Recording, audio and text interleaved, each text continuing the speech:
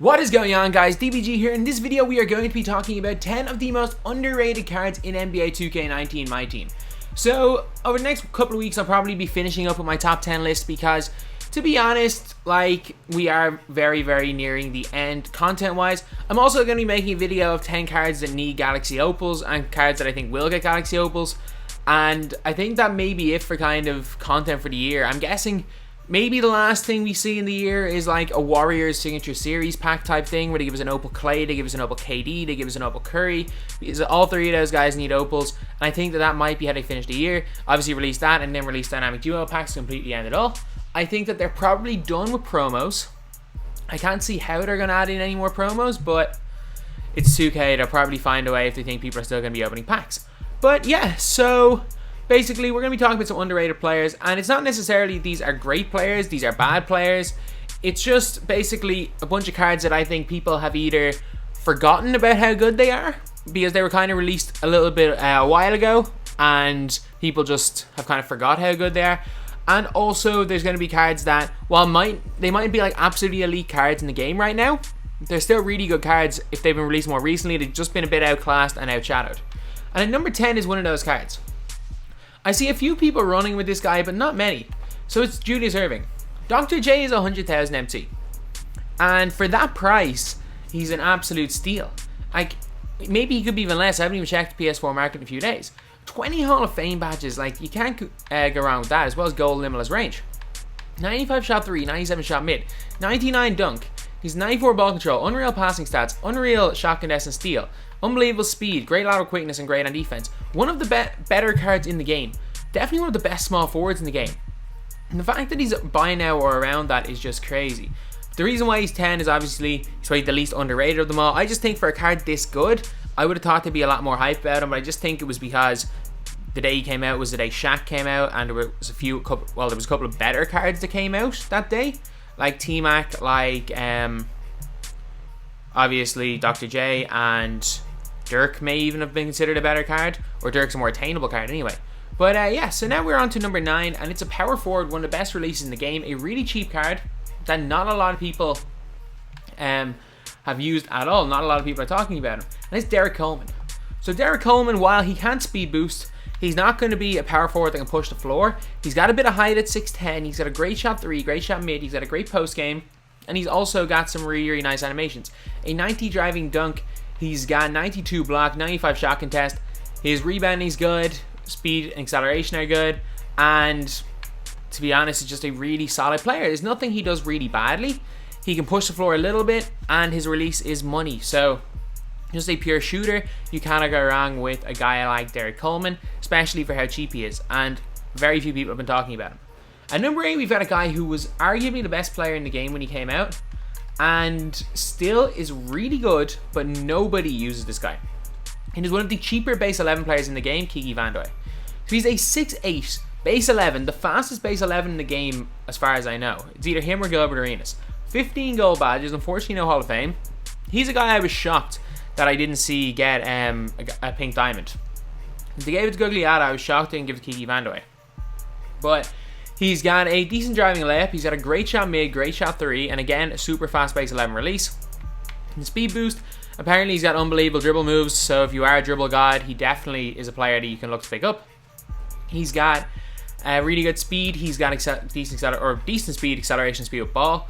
At the time it was really good though, okay lateral quickness, but again at the time it was really good. And while stats don't really stand up to players right now, as a pure spot-up shooter, as a base 11 player, you can still hold his own, definitely, and for his price is an absolute steal and a must pick up. At number 7, we have got a small forward that I use in a lot of my budget squads, and I never come up against this guy. So when people are talking about the best budget cards in the game, and even small forwards, they're talking about, or amethyst, they're talking about like Ariza, Jarrell Wallace, Nicholas Batum. When you got a Rubies, it's Jonathan Isaac. However, this guy right here is so good. Kevin Knox. Kevin Knox, 97 offensive overall, 6'9", so he's got a lot of length for a small forward. He's got Hall of Fame catch and shoot, relentless finisher, one-man fast break, and posterizer. He's got a 95 driving layup, a 94 shot mid, 92 shot 3 with a really nice release. He's also got an 85 driving dunk, 86 ball control, and is relatively fast, decent lateral quickness, and is an okay defender. So as far as budget cards go, you can't get that much better than Kevin Knox, and a really good card that not a lot of people are talking about. At number 6, we've actually got a Galaxy Opal, and it's Oscar Robertson. So he came out in the NBA draft packs, and he was basically outshadowed by all the other Opals, and even Pink Diamond Tatum. However, this guy is unbelievable. He's got the amateur release, which is like the generic release from 2K17 and 18.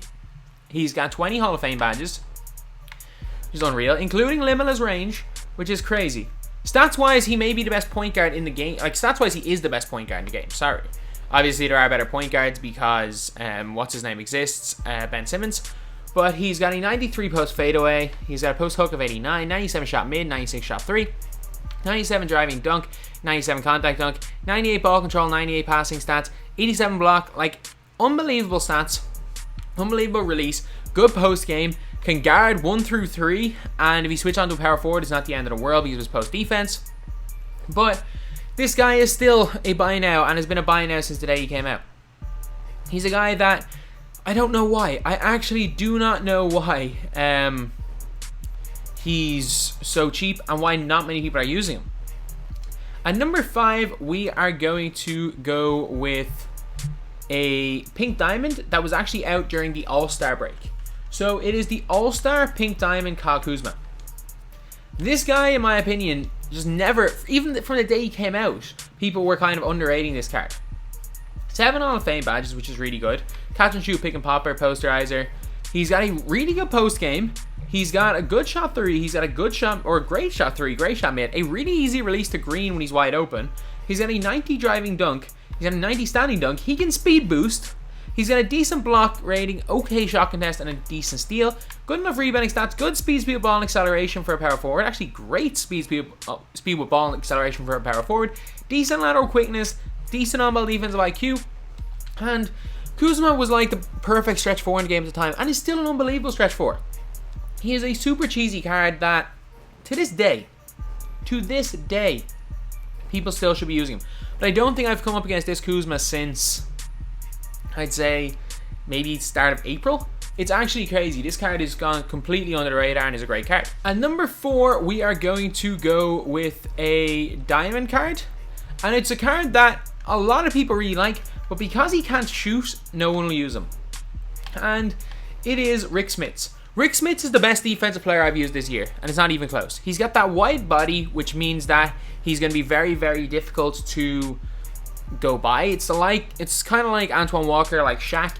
He's just because you have a wide body means you take up more space on defense, and it means you're harder to score on.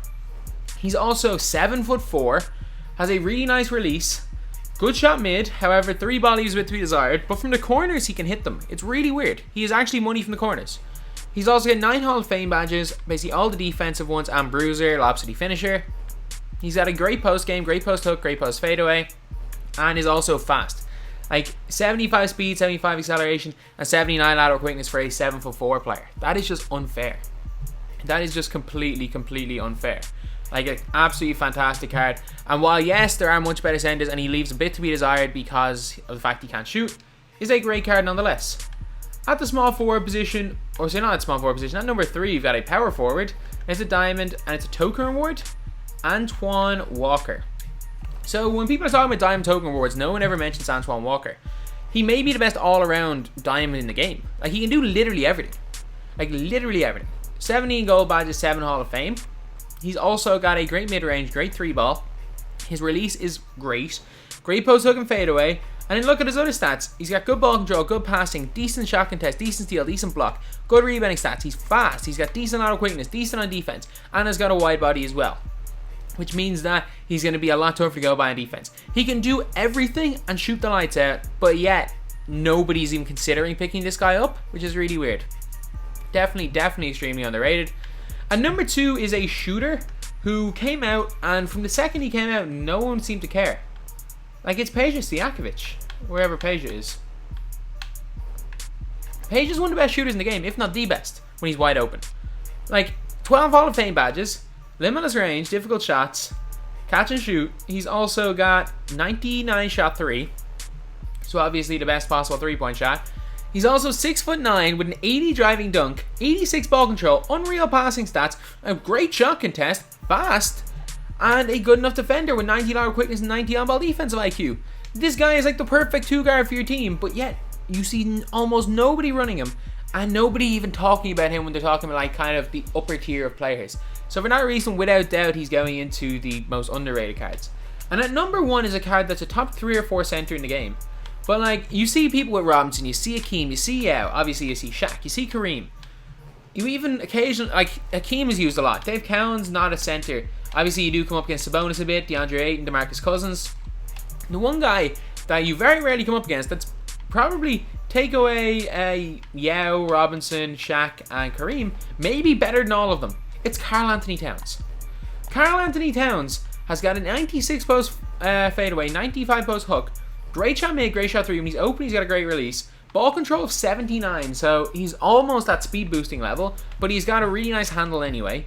97 block, 97 shot contest. He's got 74 speed ball for a center, which is crazy. Unbelievable speed and acceleration. 86 lateral quickness, 91 on-ball defensive IQ, and a 95 low post defensive IQ. One of the best centers in the game, period. But yet, nobody's looking at this guy like he's anywhere near as good as he actually is. Like, for his price, he's the best value center in the game, and a guy that, if you don't have the 200-300 KMT, a guy that everyone should look to pick up. But anyway, yeah, that is the team. So, or say not that's the team, that is the video. These are the top 10 most underrated cards in my opinion. Thank you guys for watching. Please like, comment, and subscribe.